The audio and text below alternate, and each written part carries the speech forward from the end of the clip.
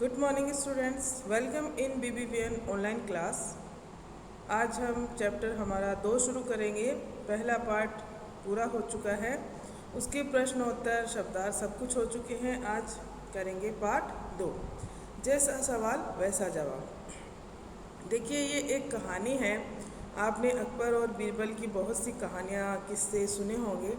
वैसी ही एक कहानी ये है, अकबर बादशाह है और उसके मंत्री बीरबल की।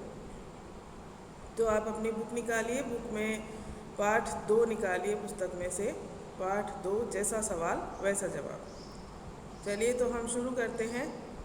बादशाह अकबर अपने मंत्री बीरबल को बहुत पसंद करता था।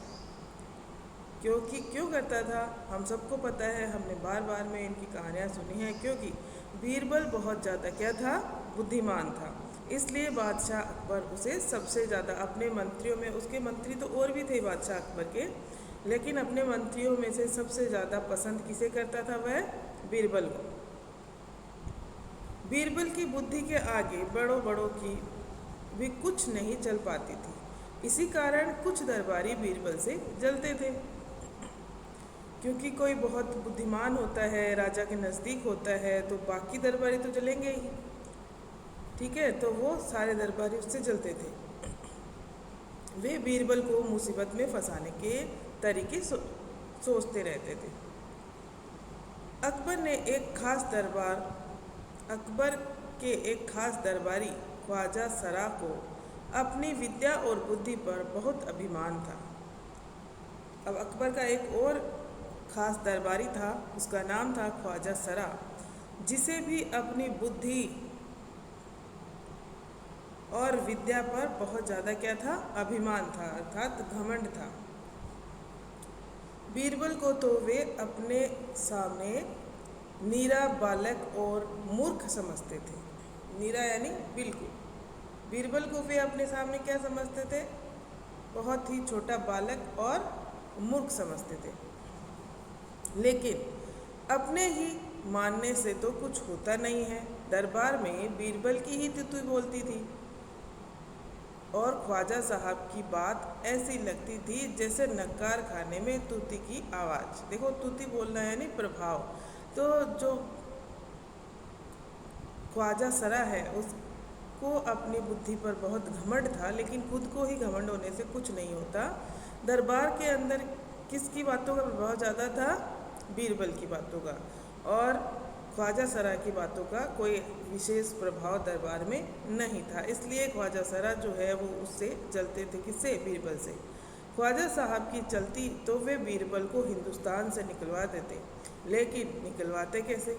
ख्वाजा साहब अब इतने जलते थे बीरबल से, इतने ईर्ष्या करते थे कि अगर उनका बस चलता तो वो उसे हिंदुस्तान से बाहर निकलवा देते।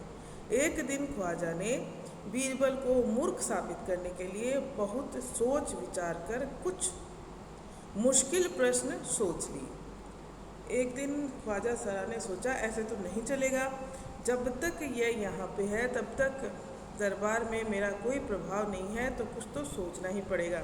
तो उन्होंने खूब सोचा, सोच विचार कर कुछ ऐसे मुश्किल सवाल सोच लिए जिनका उत्तर देना नामुमकिन है।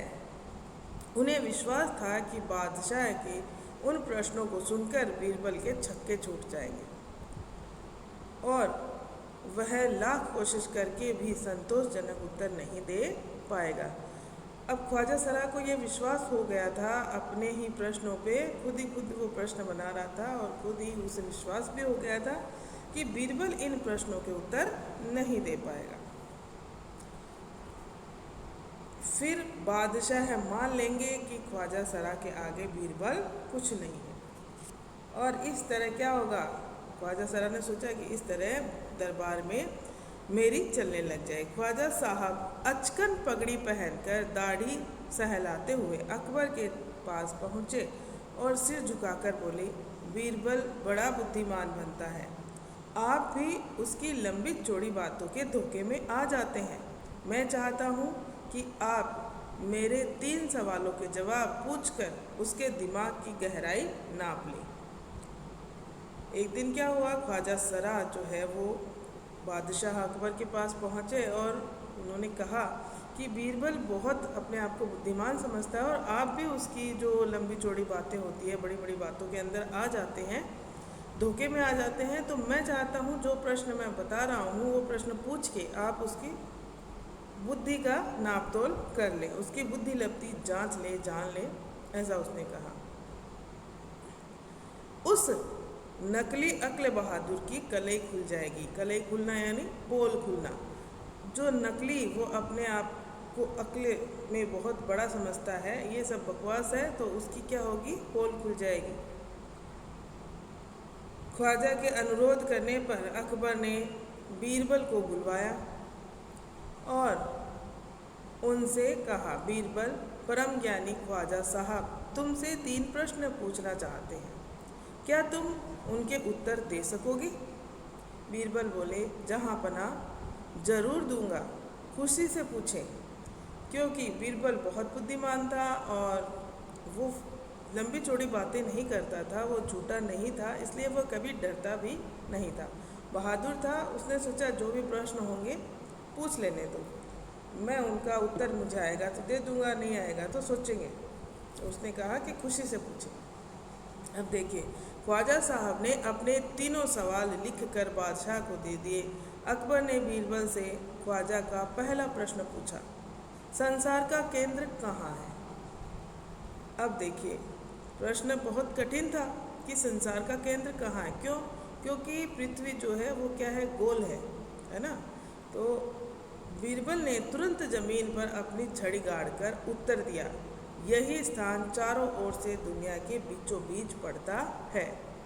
क्योंकि गोल है और गोल पे आप कहीं पे भी निशान लगाएंगे वो बीचों बीच ही पड़ेगा। और अगर नहीं भी पड़ेगा तो क्या कोई पूरी दुनिया को नापने के लिए थोड़ी जाएगा? तो ये एक बुद्धिमानी का प्रश्न है, स्मार्टनेस का प्रश्न है, किस तरह आंसर देना है वो हमारे अंदर होनी चाहिए इतनी बुद्धि। तो ये बुद्धि बीरबल के अंदर थी, बाकी कोई होता तो सोच में पड़ जाता। यही स्थान चारों ओर से क्या है, दुनिया का बीचों बीच है। यदि ख्वाजा साहब को विश्वास ना हो तो वे फीते से सारी दुनिया को नाप कर दिखा दें। अब कोई भी नहीं नाप सकता है सारी दुनिया को, प्रश्न ही ऐसा था तो वैसा ही उत्तर हो गया कि वे मेरी बात गलत है और यह साबित कर दे कि क्या है, मेरी बात गलत है। अकबर ने दूसरा प्रश्न किया, आकाश में कितने तारे हैं? दूसरा प्रश्न क्या था, आकाश में कितने तारे हैं? बीरबल ने एक भेड़ मंगवाकर कहा, इस भेड़ के शरीर में जितने बाल हैं उतने ही तारे आसमान में हैं। अब देखिए कितनी स्मार्टनेस से उसने उत्तर दिया बीरबल ने। ख्वाजा साहब को इसमें संदेह हो तो वे बालों को गिनकर तारों की संख्या से तुलना कर लें। अब अकबर ने तीसरा सवाल किया, संसार की आबादी कितनी है? बीरबल ने कहा, जहाँ पनाह संसार की आबादी पल पल पर घटती बढ़ती रहती है, क्योंकि हर पल लोगों का मरना जीना लगा ही रहता है। इसलिए यदि सभी लोगों को एक जगह इकट्ठा किया जाए तभी उनको गिनकर ठीक ठीक संख्या बताई जा सकती है। अब पूरे संसार की जो जनसंख्या है उसका पता करना भी मुश्किल है, क्योंकि हर पल, अभी इस पल आपने जो संख्या बताई है दूसरे ही पल वो घट जाएगी, पता ही नहीं है। तो एक जगह इकट्ठा कर नहीं सकते हैं पूरे संसार को। इस तरह उन्होंने उत्तर दिए। अब देखिए, जो बीरबल है उसने अपने बुद्धिमानी से उत्तर दिए प्रश्नों के, क्योंकि जैसे प्रश्न होते हैं उनके वैसे ही उत्तर दिए जा सकते हैं। उन प्रश्नों के कोई आंकड़े नहीं थे तो बीरबल ने भी उनके कोई आंकड़े नहीं बताए। अब देखिए जो बादशाह अकबर है और ख्वाजा सरा दोनों क्या बीरबल के उत्तरों से संतुष्ट होते हैं या वे संतुष्ट नहीं होते? तो क्यों नहीं होते? और जब वह संतुष्ट नहीं होंगे तो बीरबल उन्हें क्या उत्तर देके संतुष्ट करेंगे, हम आगे पढ़ेंगे। तब तक आप लोग जो मैंने इनके चैप्टर जितना पढ़ाया है वो पढ़ेंगे और मैंने उनके जो शब्द के अर्थ बताए हैं, जो कठिन शब्द उनके अर्थ तो उनके नीचे अंडरलाइन करके आप वहीं उनके अर्थ भी लिख लेंगे। Okay students, thank you.